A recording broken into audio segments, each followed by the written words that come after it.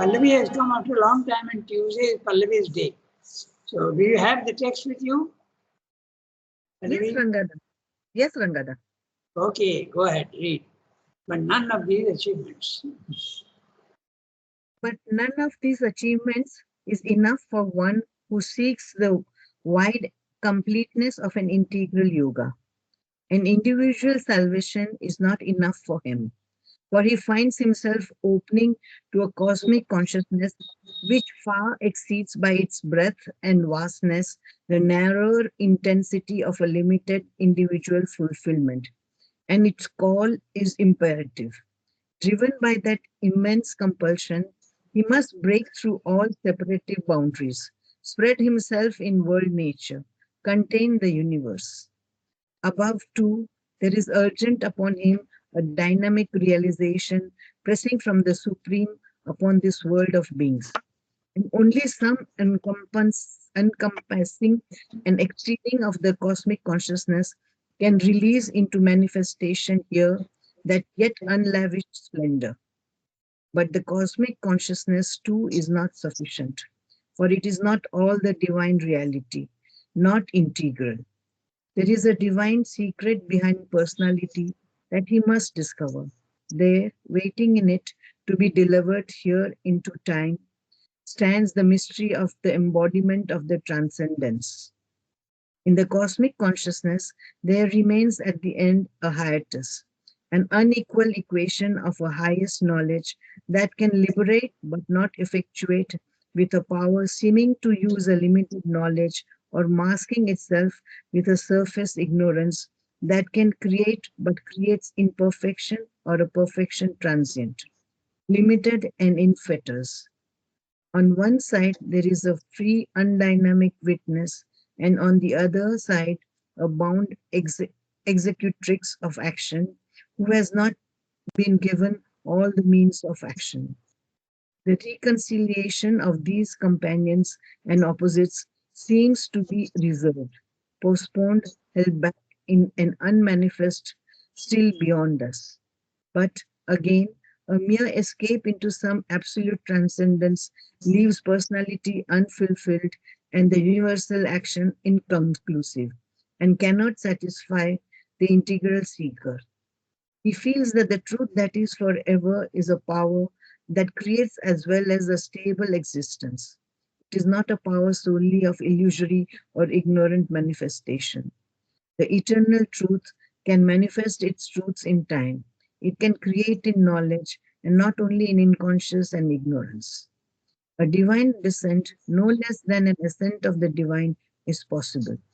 There is a prospect of the bringing down of a future perfection in a present deliverance. As his knowledge widens, it becomes for him more and more evident that it was this for which the Master of Works cast down the soul within him here as a spark of his fire into the darkness, that it may grow there into a center of the light that is forever. Okay, a very interesting para, and we have to recognize all the words that he's saying, okay? Because the experiences are extremely clear. So I'll just give you the background of what he's saying, and then we will read it, become very clear. He is saying that normally, in India at least, the liberation is supposed to be enough of a spiritual attainment. The soul comes out of the body mind life, goes to level 2 of the spiritual planes of consciousness, and there gets liberation, and finished. That's enough. No more rebirth and no more trouble of coming back into the physical world with the birth. And again, all that subjection to pain, suffering, and all these things will not be there. Certainly saying that's not enough for the interior yoga. And also I'll remind you that when the soul, the human soul, goes into the spiritual levels of consciousness, two things are possible. He says that there is the lifetime. To reach him though, you have to have a lot of knowledge about what he's saying in other places also. I remind you that he says that when you make your mind silent, or even without that, if you go to the spiritual plane of consciousness, two things can happen. Actually, three. Okay? The first thing is you enter into a consciousness which is a self, And that is featureless, infinite, eternal, and static. Okay? There is no movement there. And you see the physical world as unreal. This is the normal experience that people get. So, and that is so real that the physical world with all its movement and forms and limitations appears to be unreal. So you are very satisfied. But there are other things that can happen. You can get into the cosmic consciousness. And then the world is not unreal to you, and you are one with everybody else. That's a cosmic consciousness. So these two are normally called Nirguna Brahman. The Nirguna Brahman is you enter into the featurelessness of the self. So since it is featureless, okay, which means that there are no characteristics, it is Nirguna. Guna means characteristics. Okay, here in this particular case. So you enter into a place where the Nirguna Brahman, absolutely static, without any, but absolutely real, without any characteristics. That's a Nirguna Brahman. But as I said, if you have the cosmic consciousness, it is Saguna Brahman. You see the divine everywhere and you are one with everybody. Okay? That also is far superior a realization than the self. But even that is not enough to everything. Why? Because when you have the cosmic consciousness or even the self, what happens is that you are free. But the power to change the lower is not there. That is the reason why everybody opts to reject the physical world and go away. Okay? Even in the cosmic consciousness, you are not, you see the imperfections of the level 1. Okay? You see the imperfections, but they seem to be permanent. You can't do anything about it. But you accept them very calmly, quietly, without any disturbance and without any emotions, neither good nor bad. So this, when we are saying, is not good enough. Okay?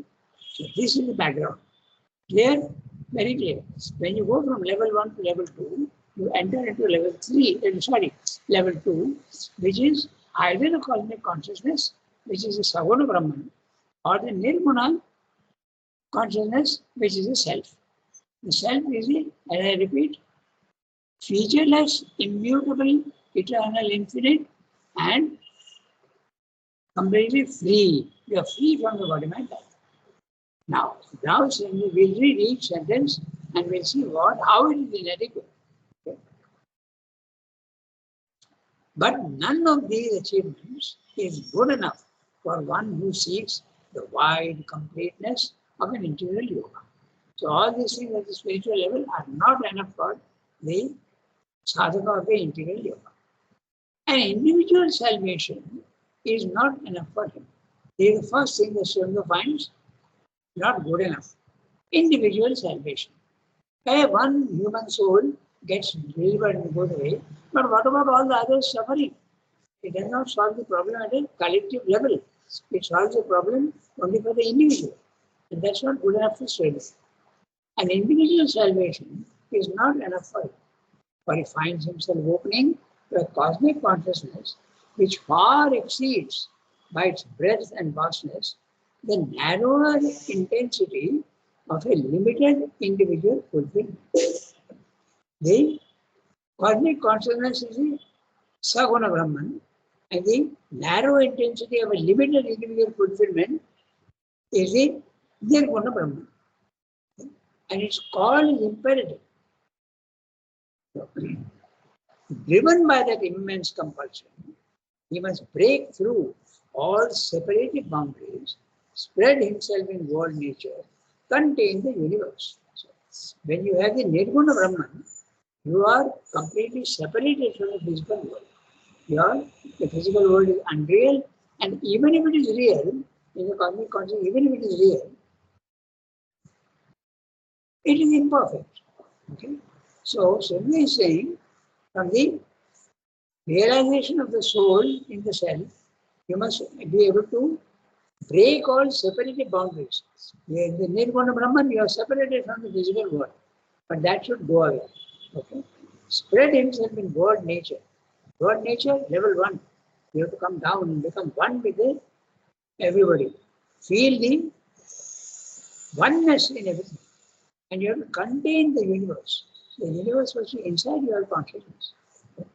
Either you are, the whole universe is inside you, which is the comprehending consciousness, or if you find yourself to be in everything, that's the apprehending consciousness. Sometimes this can happen, sometimes that can happen, but of course, Srimba wants both together. Okay? In other words, you are inside as well as outside. The whole universe is inside you, and you are in the universe individually in everything. Okay? This is what Srimba wants. Now, again, even more, above 2, that means not only going below, the level 2 is something in between level 3 and level 1. In level 1, you are ignorant. Okay? The soul is seeing the many, thinking it is real, and sees everybody separately. It sees separation because of the ego. Okay? You see everybody else as separate from you. They are not the same. But in the cosmic consciousness, you feel that the form is separate, but the essence is the same. My soul and your soul is essentially the same. Okay? That's what you feel in the cosmic consciousness. But that also is not enough. That's what Srimba is saying. And now there's something above you, third level. Okay? That's what he's saying. Above 2, above the spiritual level. Okay?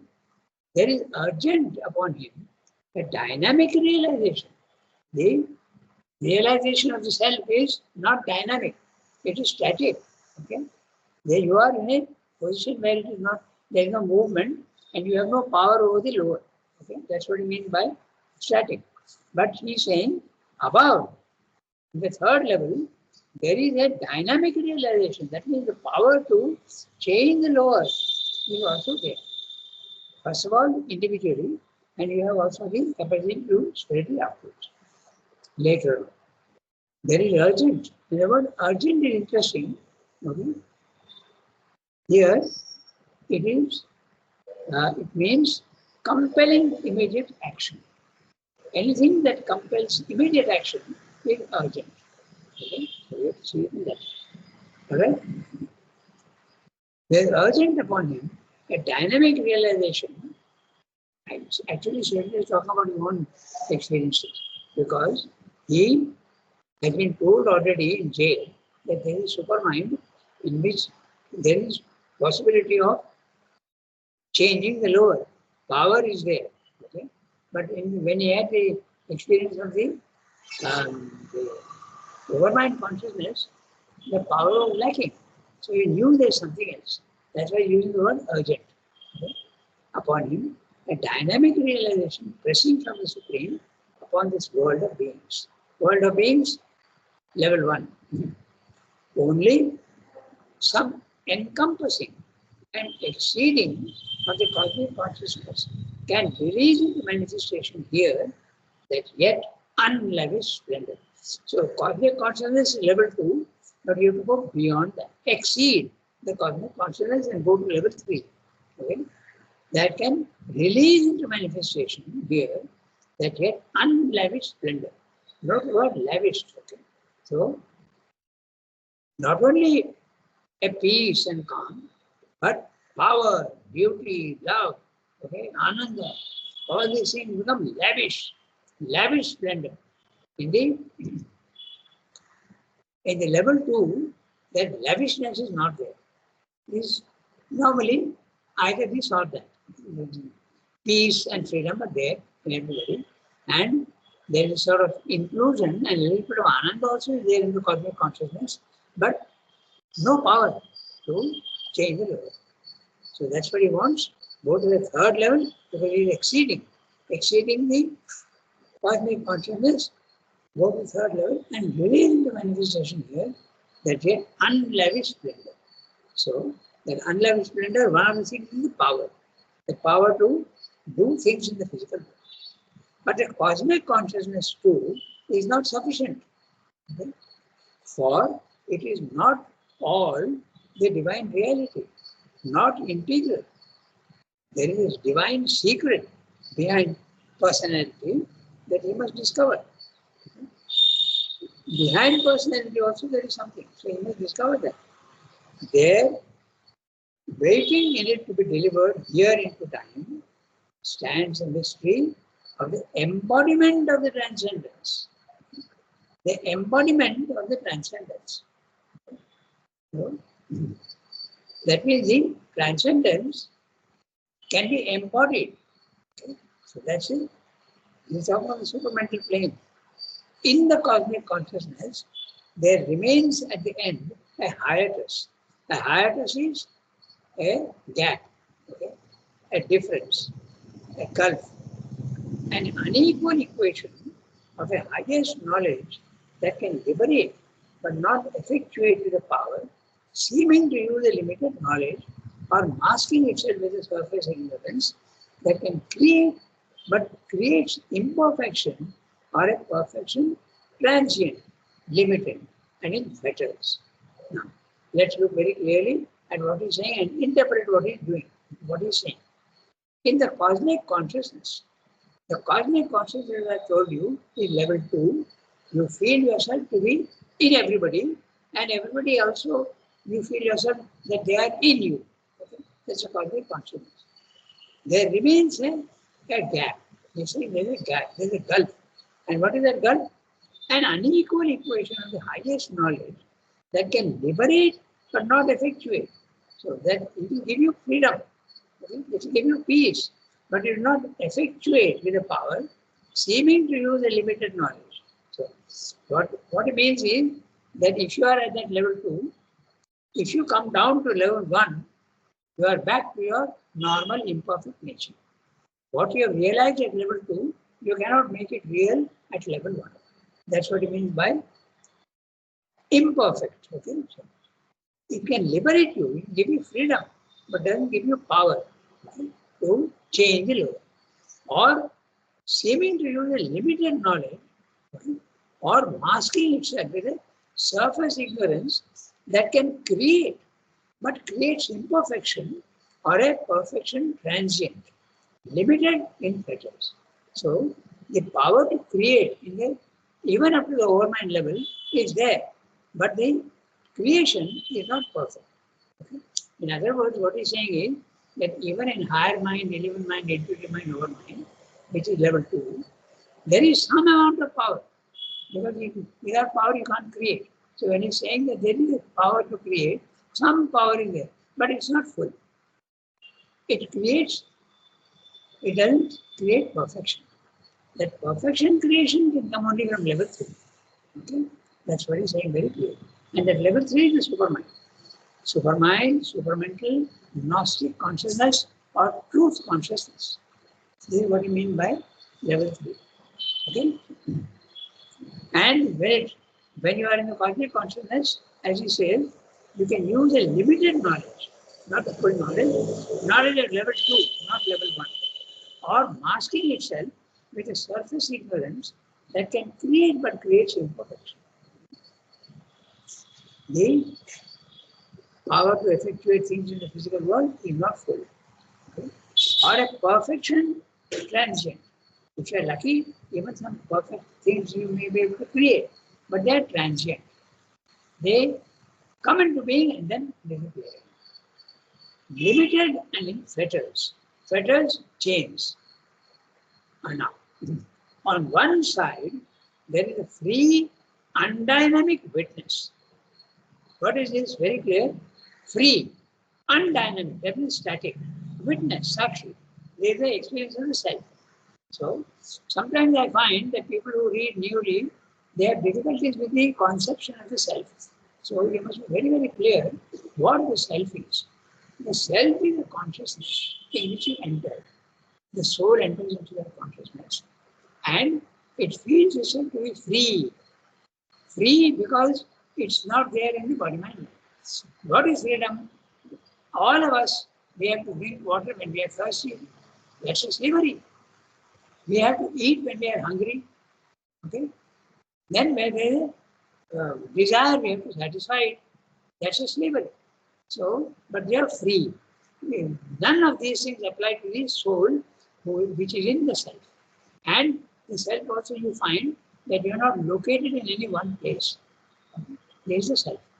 So, free, infinite, eternal, you realize that you have always existed and you will always exist in the future. So, featureless, static, infinite, eternal. This is the self. Okay? But no power. Okay? So, look at the words carefully, you see. So, then free, undynamic, static, no power. Witness, we are only watching everything. Understanding, knowledge is there, but no power. On the other side, is the bound executrix of action. Now, this is the cosmic consciousness. It's bound, okay? Because not fully, you can't execute fully. Okay? A bound executive action who has not yet been given all the means of action. That's a cosmic consciousness. He is comparing these two. The reconciliation of these companions and opposites seem to be reserved, postponed, held back in an unmanifest skill beyond us. That's level 3. So if you go to level 3, reconciliation of these companions. What are the companions? Saguna, Nirguna. The cosmic consciousness and the self. Saguna, Nirguna. They seem to be reserved, postponed, held back in an unmanifest skill beyond us. I remind you that when we had the experience of the overmind consciousness, we found that the physical world is not unreal. Prakriti is real, but Purusha also is there, but they are separate. They are not one. If you go to supramental level, they become one. So, now it's clear. So, that's what it is. Even at the highest level of spiritual consciousness, there is a difference between consciousness and force. Purusha, Chit and Shakti. They are separate, they are not one. Okay? So that's what he's saying. The reconciliation of these companions. So you can see these companions are Purusha, Prakriti, or you can say Saguna, Nirguna, or you can say also Chit and Shakti. Okay? They have to be reconciled, they have to become one. Is reserved, postponed, and held back in an unmanifest skill beyond us, which is supernatural. But again, a mere escape into some absolute transcendence leaves personality unfulfilled and the universal action inconclusive and cannot satisfy the interior seeker. Now, what is this mere escape into absolute transcendence? That's even the individual soul is dissolved and goes away. That's a Buddhistic path. But that also is not enough because it leaves personality unfulfilled. The personality, the body mind life in the lower level, we are rejecting, we are not fulfilling it. That's what it says. And the universal action, inconclusive. Universal action inconclusive means that there is no evolution, that the physical world is permanently imperfect. That's what it means. The universal action inconclusive and cannot satisfy the interior seeker.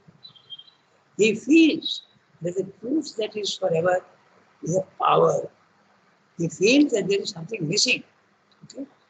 He even enters into the overmind consciousness, something is missing. Where is the power to change things below? He feels that the truth that is forever, is supramental consciousness. The truth that is eternal and permanent is a power that creates as well as a stable existence. It's a power that creates dynamic. Stable existence, static, not dynamic.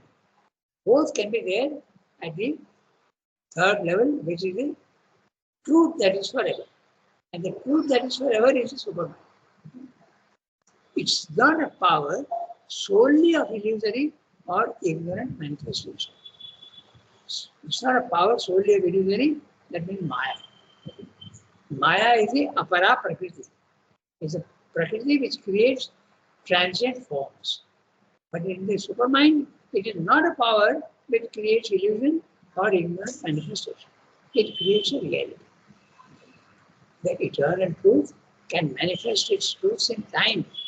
It can create at the third level. Normally, you think that the world is imperfect, permanent. But that's what Swami is pointing out.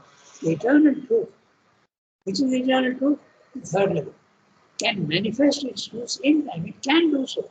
Don't think that the physical world is permanently imperfect. It can create in knowledge, and not only in inconscience and ignorance. So what does it mean? You are creating in inconscience and ignorance spiritual levels of consciousness. But it can create in knowledge. That's the third level. When it creates in knowledge, we are not creating illusions, we are creating reality.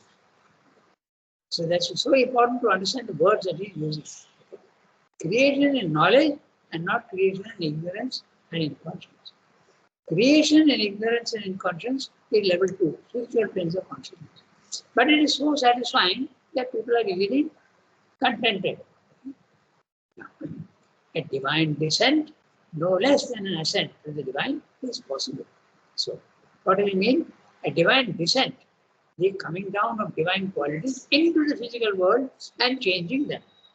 Because when the divine descends, he will not be satisfied with imperfection. So he will make it fine. So many men, and note the word divine descent, D-cap, okay? Full of power. It can change things below. A divine descent, no less than ascent to the divine is possible. When you are ascending to the level 2, you are leaving behind your body-mind life. Okay? You are leaving it separately and going away.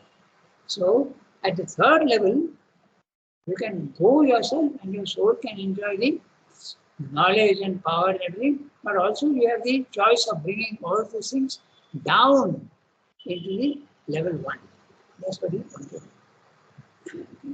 The eternal truth can manifest. If you read the correct stress, then you can understand what he's saying. The eternal truth can manifest its truth in time. Don't think like the ones who are in the spiritual level that it cannot. Okay? That's what the Mahavadins say and others. They say, if you want the divine, you have to go up there. You can't get the divine here. Instead, they make a contradictory statement which is contradictory to that. A divine descent, no less than an ascent to the divine, is possible. There is a prospect of the bringing down of a future perfection and a present deliverance. What does it mean by present deliverance? Just 1 second. Present here means not in time but in space, because present and future are expressions in time. But here, present means not absent. Okay. You have to understand very clearly. That's why I've marked. I've given a stress on present. So what does it mean by present deliverance? It is present in the lower consciousness. Okay? That future perfection, when it comes down, it will not be transient. It will be a deliverance which is permanently present. That's what it means. Okay? So, very clear. The comment I've noted down is very correct. Yes, as his knowledge widens, it becomes for him more and more evident that it was for this, for his master of works, cast down the soul within him, here as a spark of his fire into the darkness, that it might grow there into the center of the life that is forever. The light that is forever is in the spiritual planes of consciousness, but if it has to come down to the physical world, it has to come down from level 3. So, very clear what he's saying. The spiritual aim of life in India is not enough for surrender. You have to go to the third level and change things in the seemingly imperfect physical world. That is what surrender wants. And it can be done if you go to the third level. Okay? It took a long time to go into this, but it's worth it. Because all the words that he's saying, you have to identify the words, and that's what we did. I hope it is clear, because it takes a good deal of time to understand his language. Anyway, so that's it. For instance, see the word present. It has nothing to do with past and future. Present means Suppose a roll call is there and you say, yes, sir, I am present. That's what it means here. Present means that in the physical world, the perfection can be present. That's what it means. Okay. Now we can read the next one. This one Pallavi read. So the next one, Tarika, you have the text, you can read if you want. Yeah, Rangada. Okay, go ahead. Read The transcendent, the universal, the individual are three powers overreaching, underlying and penetrating the whole manifestation. This is the first of the Trinities. In the unfolding of consciousness also, these are the three fundamental terms, and none of them can be neglected if we would have the experience of the whole truth of existence. Out of the individual, we wake into a vaster, freer cosmic consciousness. But out of the universal too, with its complex of forms and powers, we must emerge by a still greater self-exceeding into a consciousness without limits that is founded on the absolute. And yet, in this ascension, we do not really abolish, but take up and transfigure what we seem to leave. For there is a height where the three live eternally in each other. On that height, they are blissfully joined in a nodus of their harmonized oneness. But that summit is above the highest and largest spiritualized mentality. Even if some reflection of it can be experienced there, mind, to attain to it, to live there, must exceed itself and be transformed into a supramental Gnostic light, power and substance. In this lower diminished consciousness, a harmony can indeed be attempted, but it must always remain imperfect. A coordination is possible, not a simultaneous fused fulfillment. An ascent out of the mind is, for any greater realization, imperative. Or else there must be, with the ascent of consequent to it, a dynamic descent of the self-existent truth that exists always uplifted in its own light above mind, eternal, prior to the manifestation of life and matter. Okay, very interesting para. Again, the words we have to understand exactly what is. So, I speak all the time of three levels. Very clearly, he is telling you what those three levels are. Okay? The transcendent, the highest. Okay? The universal, the second, level 2. The individual, level 3. Okay? These are the three powers overarching, underlying, and penetrating. Now we have to understand what is meant by these words. Okay? So the words are so interesting. So think about it, overarching. Okay? Very clearly, it refers to the transcendent. And then underlying in the universe, the divine presence is there behind everything. Therefore, underlying refers to the universal. And penetrating, that means the divine is there in everything.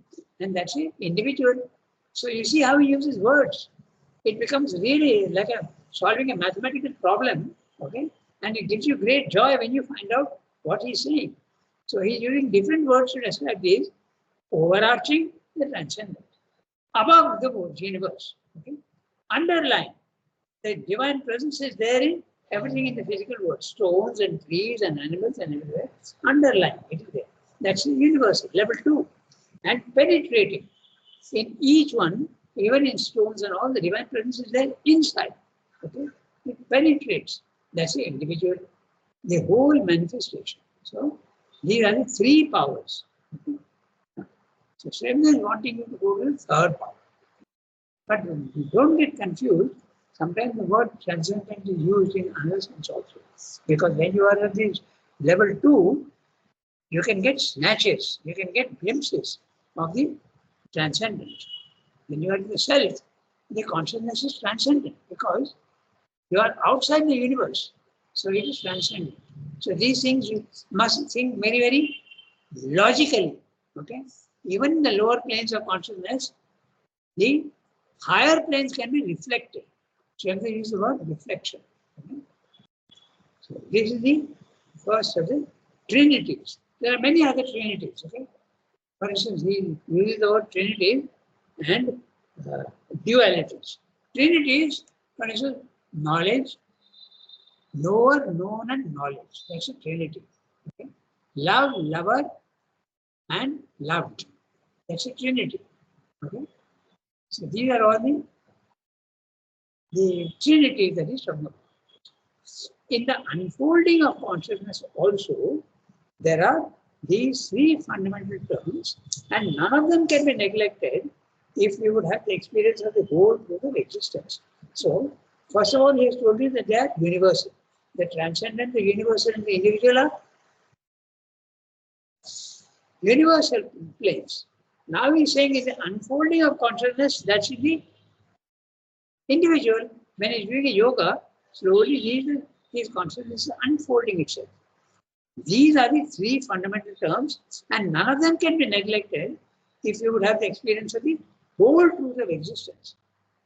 If you don't want the whole truth and you're satisfied with level 2, part truth, fine, no problem. But if you are a yogi of this integral yoga, you have to have all the three. And all the three not successively, not consecutively, but simultaneously. That's the thing. Okay? You have to experience the whole truth of existence. Out of the individual, we wake into a vaster, freer cosmic consciousness, level 2. Okay? But out of the universal 2, with its complex of forms and powers, we must emerge by a still greater self-exceeding into a consciousness without limits that is founded on the absolute level 3. So, this is what Sri is saying. Okay? We go beyond the words and understand each word. He is talking about the 3 levels. You are in ignorance, level 1. You are in liberated consciousness, level 2. But you go to level 3, you have the power to change everything. Okay? And yet in this ascension, we do not really abolish, but take up, transfigure what we seem to live. Now, this reveals contribution because the noble aim in yoga in India was to ascend and abolish the lower. Abolish the body-mind life and don't bother about it at all. In time it will disappear, but your soul is there and that's enough. So, and yet in this ascension, we do not really abolish, but take up and transfigure what seems to live. Okay? You seem to have left your body-mind life, but you are actually you have the capacity to transform that also. For there is a height where the 3 live eternally in each other. That's a level 3. Okay? And on that height, they are blissfully joined in a nodus of their harmonized oneness. In other words, in this supramental, you can experience the transcendental, the cosmic, and the individual altogether, simultaneously. But that summit is above the highest and largest spiritualized mentality. There are the words spiritualized mentality, level 2. Okay? Even if some reflection of it can be experienced there. So they very clearly is telling you that even this level 2 of the spiritualized consciousness, some reflection of the supermind can be experienced. Okay? So, mind to attain to it. When he's speaking of mind here, he's speaking of the spiritual mind, okay? Not the normal mind of man. Okay? Mind to attain to it, to live there, must exceed itself and be transformed into a supramental Gnostic power and substance. No. Simply Gnostic light won't do. There must be power and substance also. Not the word substance, huh? It's very interesting. We think that this substance is only at a physical level. No, there is substance everywhere. Even the highest level, Sat, is substance. It is something so subtle, and that substance is itself knowledge, and that substance is itself power, and that substance is itself also Ananda. Okay? You see, again and again, he's talking of substance, and you must know that substance is there at all levels. At the highest level, the divine is not substanceless. He is substance. And that is why the purity of the substance matters so much. In our work, the substance is impure, and when you purify it, okay, then you can go to the second level. The grades, okay, subtle, gross, grosser, grossest. Okay, it's the substance that gets purified. Then, in this lower diminished consciousness, which is the one he's talking about, lower diminished consciousness is level 2, okay, not level 1. In this lower diminished consciousness, a harmony can indeed be attempted. In other words, the harmony between what? Between Chit and Shakti, between Purusha and Prakriti, between power and knowledge, okay, it can be attempted, but it must always remain imperfect. Okay? Purusha and Prakriti, you may experience it sometimes temporarily as one, because by reflection of the third level in, but it will remain imperfect, not permanent. A coordination is possible, not a simultaneous fuse fulfillment. Now look at that. A coordination is possible.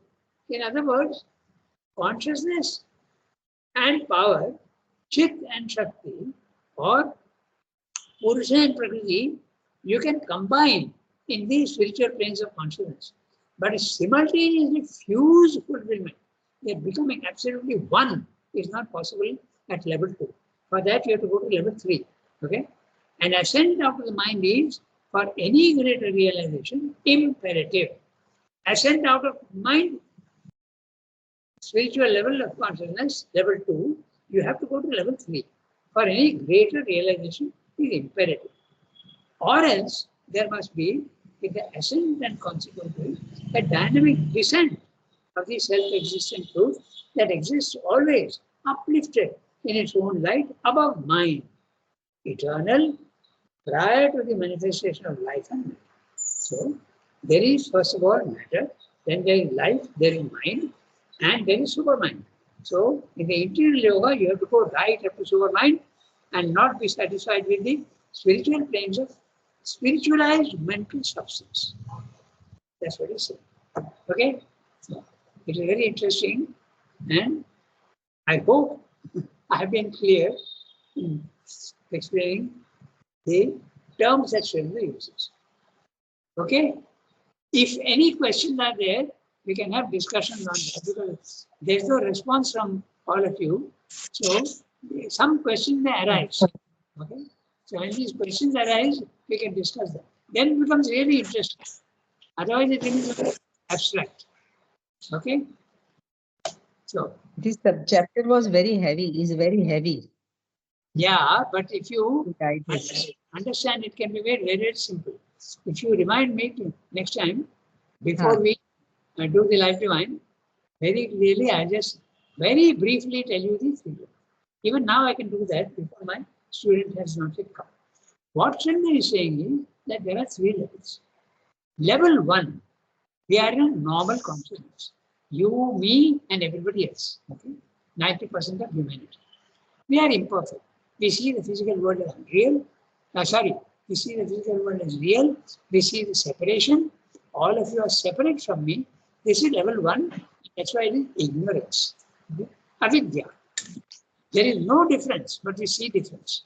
Level 2, spiritual plane of consciousness. This separation has gone because the ego is not there anymore. Okay? So level 2. But there is no power. Third level, there is power, ananda, and everything, and you can change the physical world. This is basically what he's saying. And Sridhar wants you to go right to the third level. Okay? If you go into the words, it becomes a little heavy. But if you decide for the words, it is not that heavy. Okay? Au revoir, everybody. Have a nice day. Au revoir, bonne journée. Merci beaucoup. Thank you, Rangada. Thank you, Rangada.